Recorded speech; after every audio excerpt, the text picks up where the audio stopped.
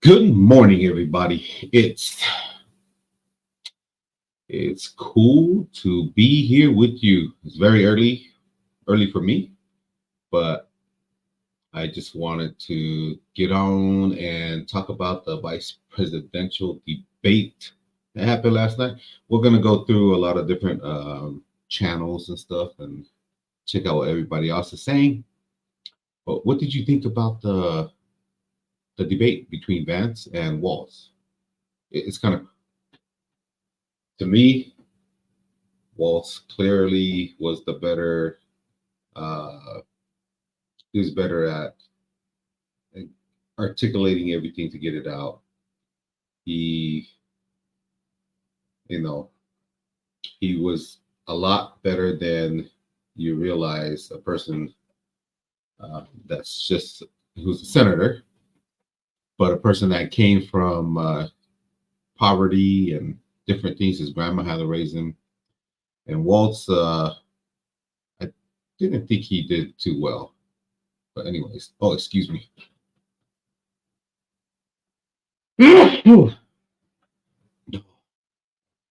Excuse me. Anyways, so let's take a look at what some people are saying in on after their reaction from what happened the other last night. But let me just do this real quick. I'm gonna pop it over to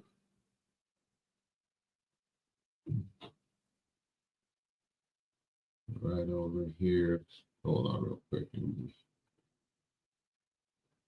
do this.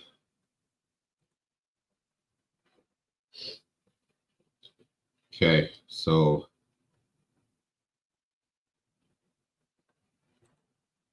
let's listen to what Tucker has to say. Either unaware of the content of a bill he signed into law, NASCAR team owners, but saying I'm good friends with mass shooters. He made reason sound and be something you sometimes associate with leftists. Marxists like the idea of people who consider themselves oppressed, throwing off the established order of things and bring about chaos and violence, but rarely do they actually say it in those terms. No, this is this is like Winnie Mandela and necklacing. You know, central to a nation's identity. Who lives in the country? We got to do to fund Ukraine, to send more money to Ukraine. More money to Ukraine. He wanted to get that done, and so if he could find some kind of who cares about our country? Gesture, we've got a Ukraine. My friend and colleague, James Lankford, a great senator from Oklahoma. I really do like James Lankford a lot. I disagree with him on this bill, but Mitch McConnell assigned him to negotiate that. So this is a tall order that they're asking us to carry. They're asking us to impoverish ourselves, to rely on less efficient, less stable sources of electric power and means of powering our vehicles and things like that without any proof. They're asking us, as it were, to accept an almost religious belief. Well, it's insane. Where we're sitting right now was covered by a mile of ice at a time when this continent had hundreds of this real quick. Just 1 second here.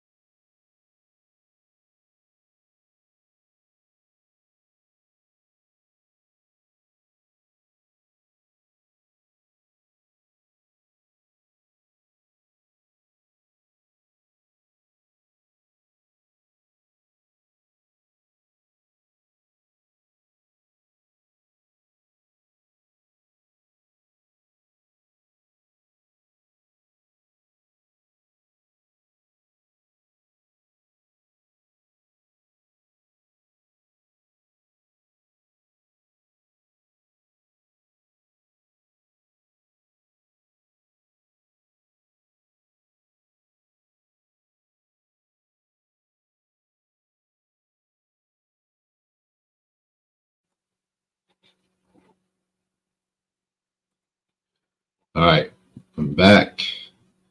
So let me try to find this and try to cue it real quick.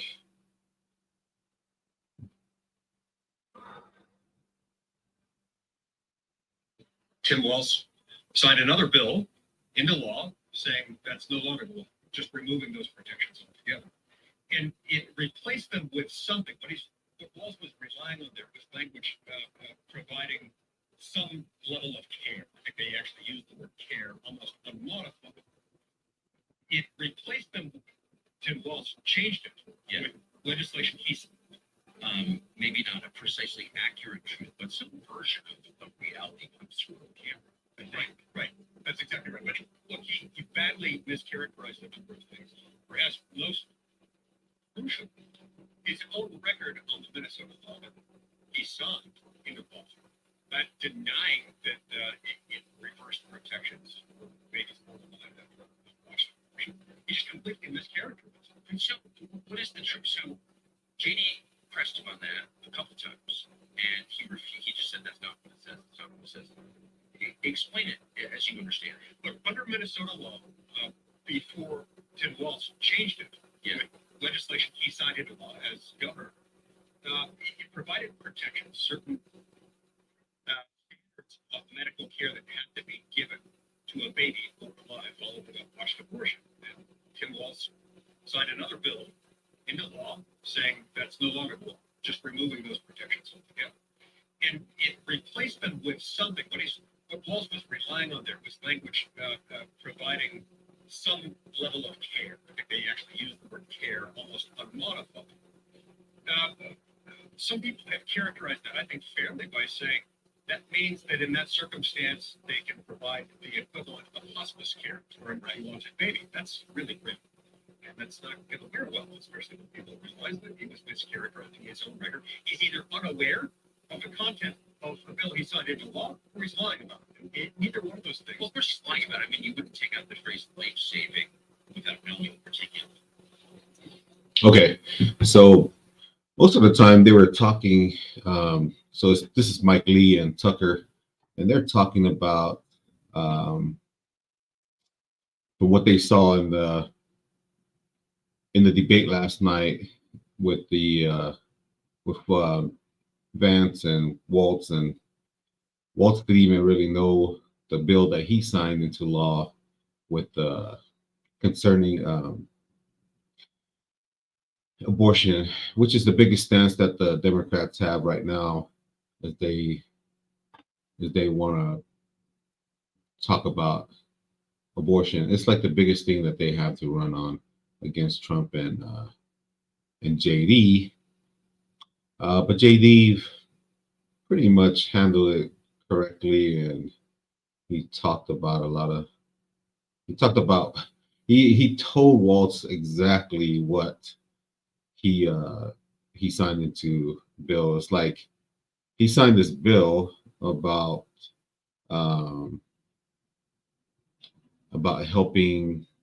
having care for the child after it's born, and Vance actually had to teach him, the teacher, more about the freaking law that he signed into law in Minnesota.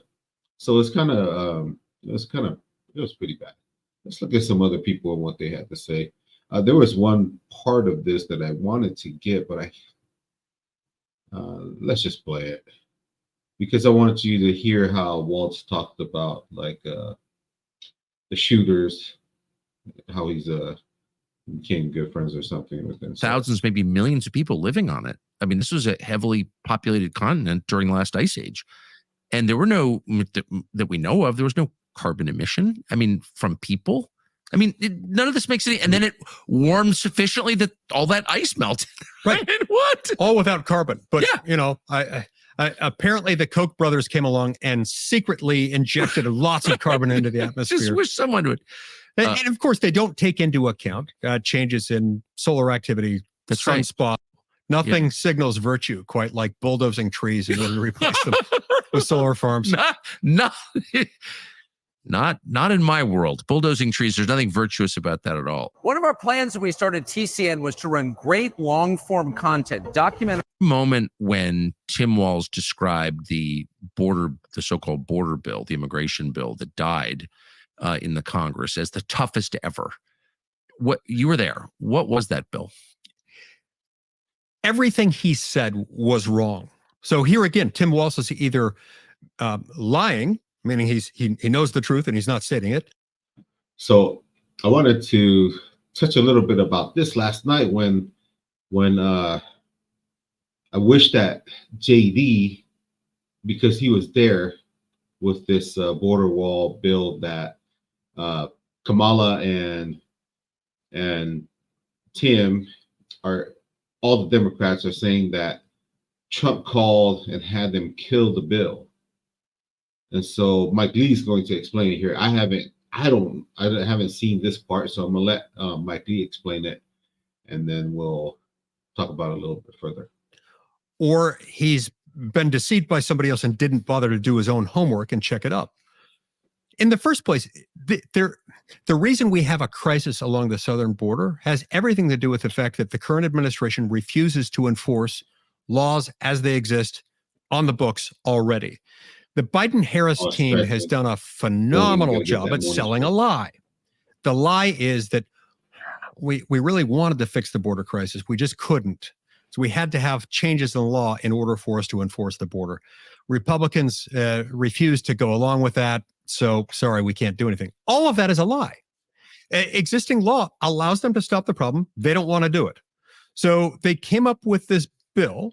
And now this bill was negotiated by 2 or 3 people in the Senate, only one of whom is a Republican, my friend and colleague, James Lankford, a great senator from Oklahoma. I really do like James Lankford a lot. I disagree with him on this bill, but Mitch McConnell assigned him to negotiate that bill with Democrats.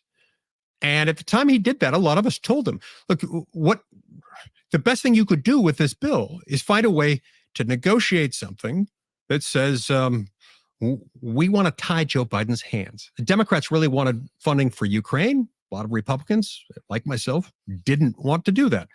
Republicans really wanted a secure border. So the idea was maybe we can force them to secure the border by tying Joe Biden's hands so he can't just continue to have the open borders immigration policy.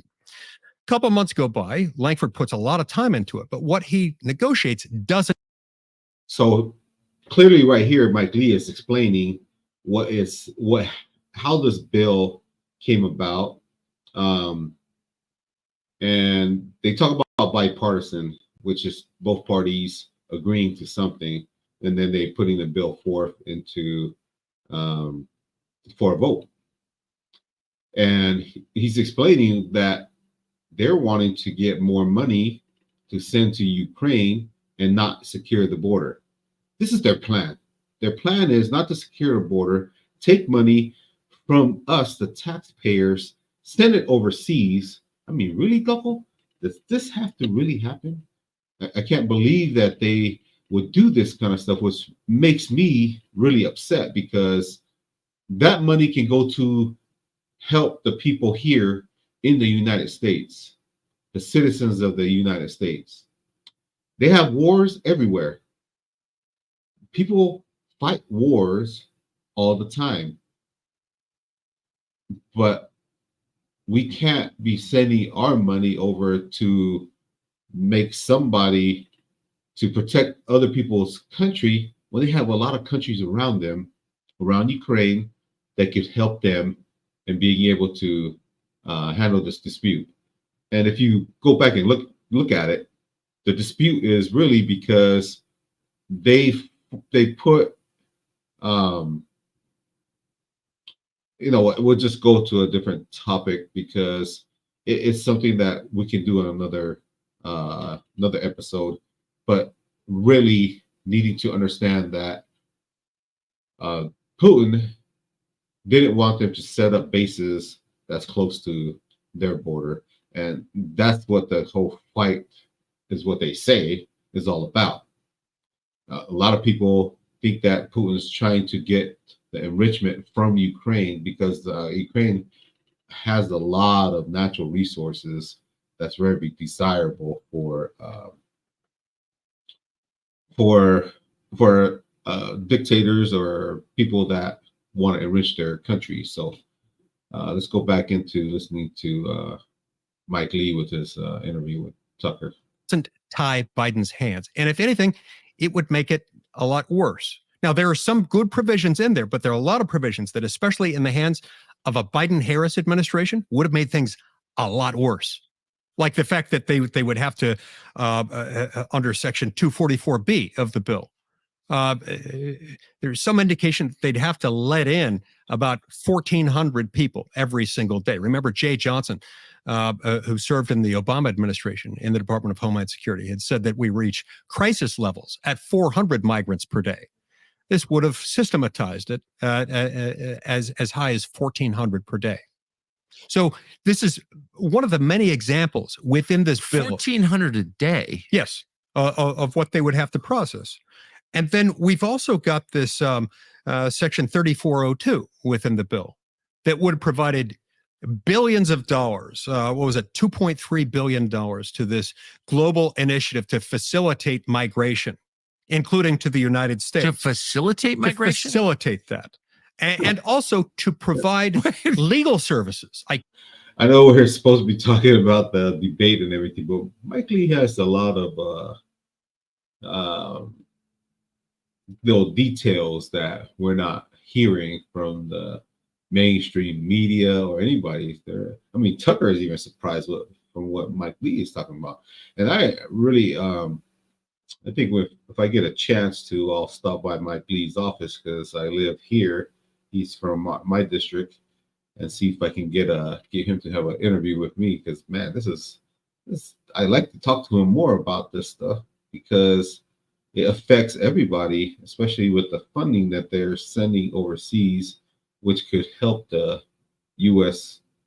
Citizens be able to have the things that they need, as you know, from people that are homeless, the military vets that are homeless on the streets, and also everything that they're sending overseas, and also giving to the illegal immigrants or some that are coming here that was flown over here by the Biden and Harris administration, and giving them all the special care that they can have.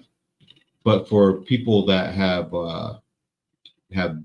certain needs, they don't get them, and especially that are American citizens. So it'd be cool to get to sit down with Mike Lee and talk with him, and we'll see if they will be up for something like that. So let's go in and listen to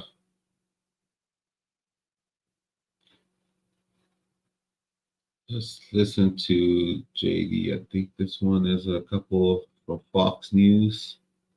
Let's see. Joining us now, the man of the hour, Senator J.D. Sean Vance is Hannity. with us. Senator, Good to see you, man. you know, I was funny. When I first interviewed you at the RNC, we knew each other, but we didn't know each other well. Of course. And I was supposed to have you for like a 10-minute interview. I think I kept you there like 30 minutes. That's right. By the way, I hope you're not doing anything for the next half hour. You're welcome to stay. I don't know if I can stay that long tonight. And as I was watching you tonight, I felt like you really got a chance to introduce yourself to the American people. And I felt it was extraordinarily effective because now that I've gotten to know you, that's Sure. the person that I know. Yeah. Well, look, I mean, I just wanted to talk about issues, right? I saw this as an opportunity to get 90 minutes with the American people. It's an unbelievable opportunity for a person who wants to be the next vice president. And you should just make it as much as possible about substance. And, you know, one of the things I tried to do, Sean, obviously is criticize Kamala Harris's record, but also remind the American people that Donald Trump is not the caricature that Kamala Harris and the media have made them out to be, that he was an incredibly effective president for 4 years in the Oval Office, and he actually solved problems, right? I think most Americans, Democrats, Republicans, people in the middle, they're sick of Congress being like a high-class debating society. They actually want their elected leaders to do something to solve the country's problems. Donald Trump did that more than any person I've sort of observed in my 40 years of being on this earth. And it was such a good opportunity for me to just make that point to the American people. We had low inflation. Things were going well. The world was more peaceful. And actually, Sean, it's an easier argument to make tonight. I hate to say it, because of the incredible tragedy unfolding in Israel, which looks increasingly like it could become a broader regional conflict. Like when the world is going to crap and it looks increasingly more violent, you want steady, proven leadership. That's Donald Trump, not Kamala Harris, the person who is sort of like what JD just said right there. So basically, the world is in chaos right now. He said it's like when the world goes to crap. And yeah, we can see what's happening overseas, and Iran sending all those missiles, and some of them striking in Israel, in Tel Aviv, of all places. Some of the dome didn't actually work to shoot down all of those missiles and everything. So, and I don't blame Israel at all to retaliate, to protect its citizens. If another country were to send a lot of missiles towards us here in the United States, of course we're going to retaliate. It's given. It's like if somebody comes in and threatens your family, what are you going to do? Are you just going to stand by and let them punch you in the face and molest your family? No, you're going to defend yourself. You're going to actually get up and defend yourself, you and your family. It is your responsibility to defend your family. If somebody comes and trespasses on you, on your property, or if you're out there having dinner and somebody comes and threatens you and your family, you're going to defend your family. I will. If somebody came up to me, Maxine Water and her little thing about, if you see them on the street, if you see them anywhere, you get up and push back on them, right? That's what she said. If somebody came up and did that to me and with my family there, threatened me and my family, I'm going to defend my family. And that person is not going to like what's going to happen to them. I guarantee you that. It's not going to happen. They're not going to come up and to my family and think that they can come up and threaten my family. That's not going to happen. All right, they're going to get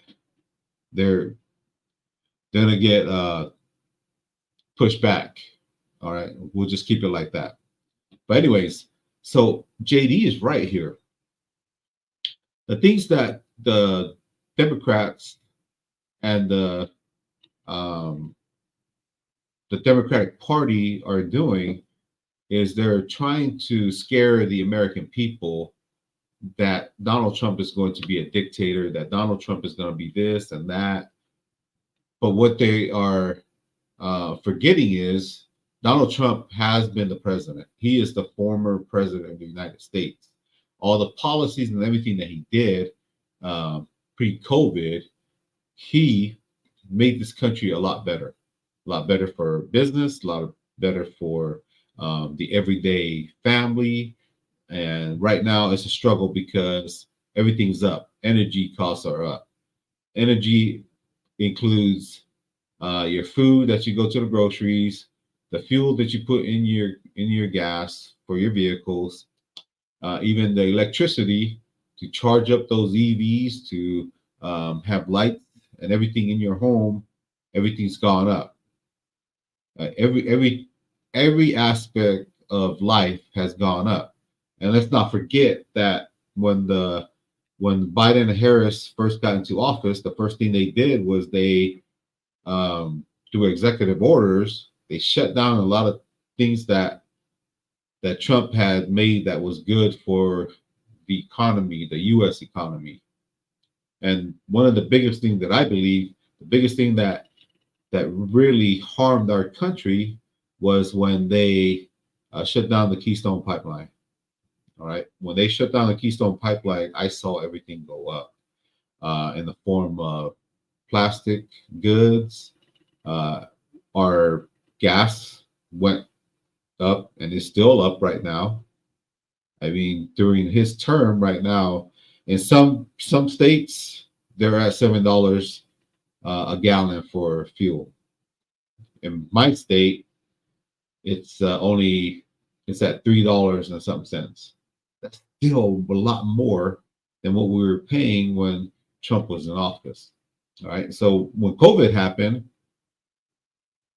interesting enough, Trump did not,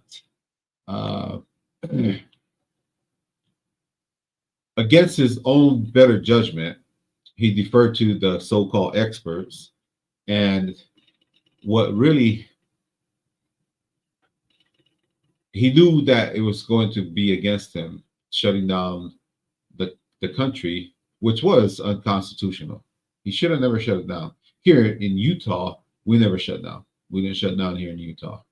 So, and people might say that we did, but no, we didn't shut down. We were still working every day here in southern Utah. So we're still working. And they had shutdowns all across the United States. But and from there, that's where all the jobs and everything that were lost, and they're trying to pin that on Trump. But you can look around the world, everything was shut down and everybody lost jobs. And it was because, and I think, this is just my opinion. I'm not stating that this is factual or anything. I don't know, because it's my opinion. My opinion is that those that are running the whole world economy and everything, they were threatened by Trump and what he stood for, which was making it better for the everyday person. Yeah, a lot of people, they might say that, man, Toko, you don't know what you're talking about. Really? Is this what you're thinking? That's the way I think. That's my opinion. All right.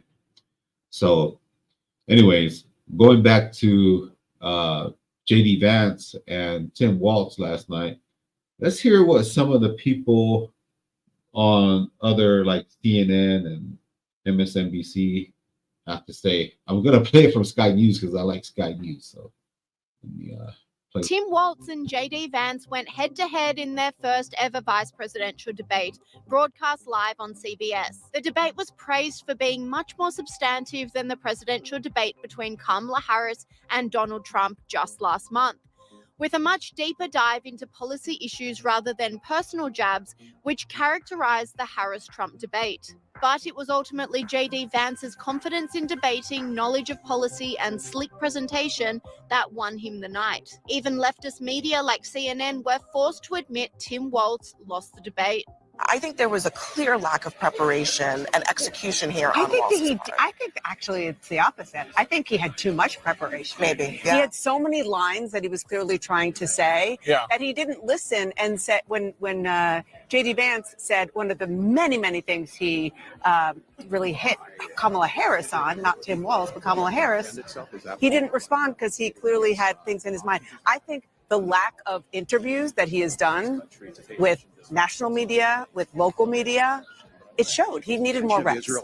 Yeah, no, I agree. I mean, JD Vance is much more experienced at this, at public speaking, at defending himself, at pivoting. MSNBC's Rachel Maddow was less generous with her praise, admitting that Vance was slicker, but Walz had a stronger grasp on policy. A cordial debate between these two men. I wouldn't describe them as evenly matched because they are so different. So hold on here. They portray Trump and Vance as racist, right? And clearly, if Vance is racist, why is his wife a person of color? She's Indian. So, and then everybody talking about Donald Trump being racist and everything, and it's just not true. It's just a talking point for the media. It's just a talking point for, they probably put this through some kind of AI thing saying that, okay, if we run on race, we will win the election because it will help them with the algorithm or whatever it is to boost their candidate up. So, but I don't think so. I don't think it's going to work this time around. So different in style and so different on substance. Very interested to hear from the spin room, to hear from all of my colleagues here, to get to all of the analysis that we're going to get to. I think the big picture takeaway from this is that one of these candidates is much slicker than the other, is a much more practiced kind of professional debate style speaker, and the other candidate won. There was one bad moment for Tim Walz in this debate where he got mixed up and embarrassed in answering a question about exactly what month he had been in China in relation to the Tiananmen Square protest. But then on guns, on January 6th, on Obamacare, on the economy, on blaming everything on the border, back again on healthcare, on abortion, on every issue on substance, J.D. Vance was very polished and very slick, and Tim Walz beat him on all the substantive points. At least that was my take on it. J.D. Vance made the unprecedented move of pushing back against the fact-checking of the moderators, which is what many berated Donald Trump for failing to do during his presidential debate.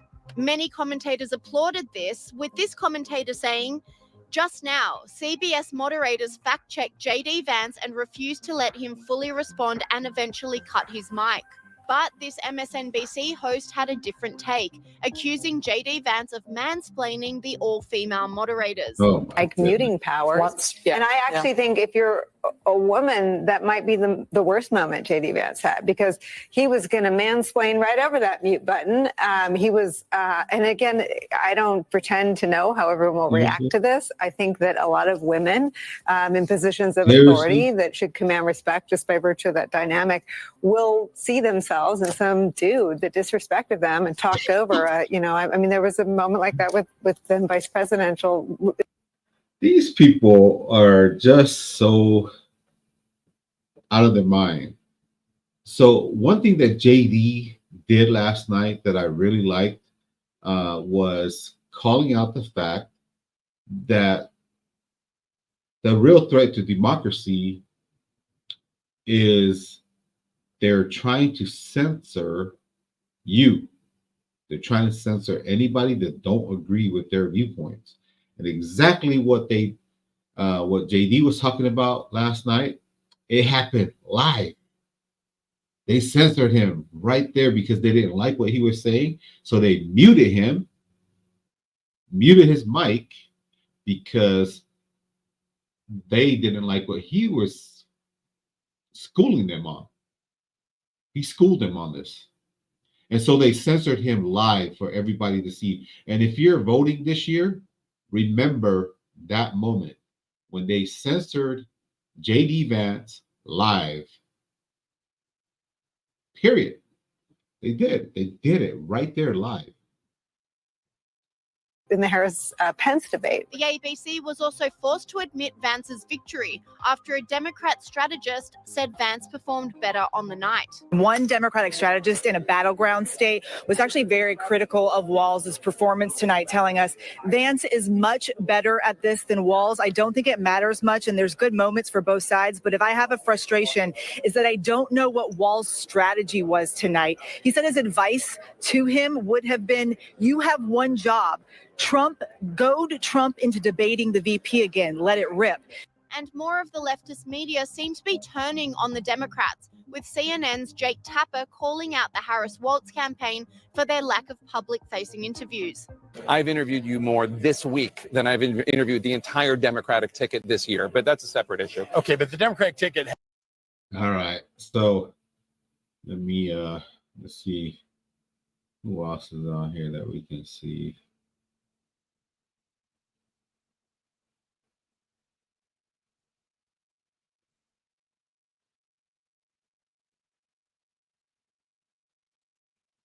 Let's just go. This is just so funny.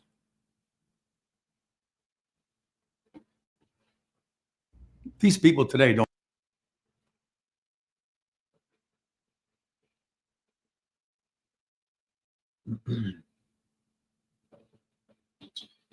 Okay, folks, if you haven't did it yet, hit the like and subscribe button.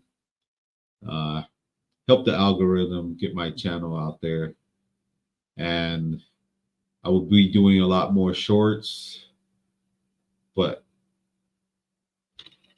I really didn't have anything to say about Tim Walz. I mean, this guy talked like he was a coach, talked like that he did this and that.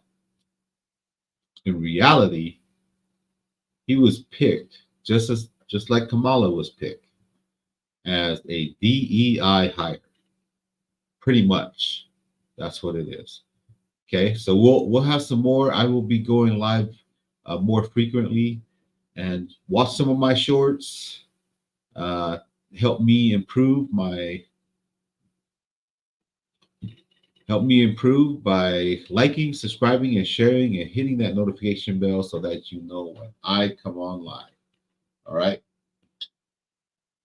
So I will catch you guys on the next one, and let's keep it real. Really, Toko. Let's do this.